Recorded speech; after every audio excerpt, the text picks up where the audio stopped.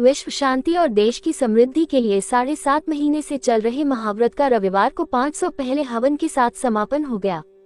शहीद उद्यान स्थित कायाकल्प केंद्रम के संस्थापक व वरिष्ठ नेचुरोपैथ डॉक्टर राजेश मिश्र पिछले वर्ष जुलाई से क्षेत्र संन्यास में हैं।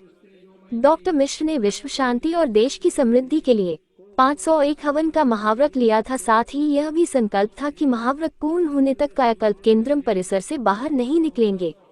रविवार को व्रत के पूरे होने पर उन्होंने बताया कि भारतीय संस्कृति वेद, पुराण, गीता, रामायण की संस्कृति है। कहा, हमारी संस्कृति यज्ञमयी है जो हमें त्याग से भोग करना सिखाती है। प्रकृति में सर्वत्र यज्ञ हो रहा है।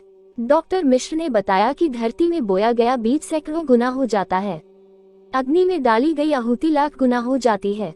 कहा, यज्ञ करने से देने की प्रवृत्ति बढ़ती है। वर्तमान समय में हम एक वैश्वीकृत दुनिया में रह रहे हैं।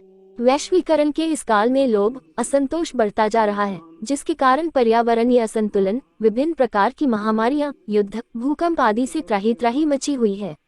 उन्होंने कहा कि वर्तमान समय में महत्वपूर्ण आवश्यकता विश्व बंधुत्व और शांति की है। कहा, ऐसा तभी संभव होगा जब लोग अपनी आवश्यकताओं को कम करके सादगीपूर्ण जीवन जीना प्रारंभ करेंगे। उन्होंने कहा, नित्य यज्ञ करने से सतोगुण की वृद्धि होती है और लेने के बजाय देने की प्रवृत्ति बढ़ती है।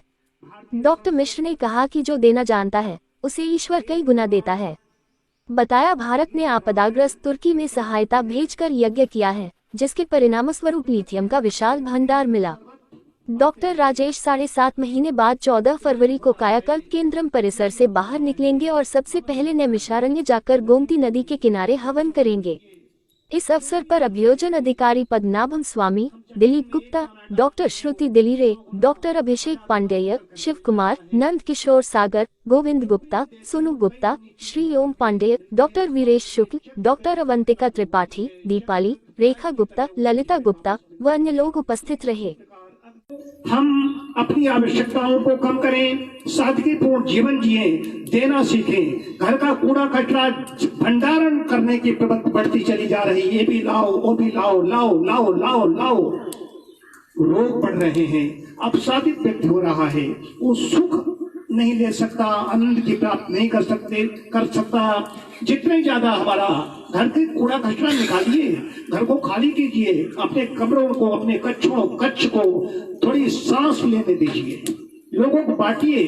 जो कुछ लोग हैं जहाँ पर विपन्नता है, उनके पास अभाव है, वो अकाल अभाव में जी रहे हैं, और वहीं एक बात ज्यादा है, इसका मतलब उसका हिस्सा उसके पास पहुंच गया। देने की प्रवृत्ति बढ़ाइए, देने की इच्छा नहीं है, इसलिए रोग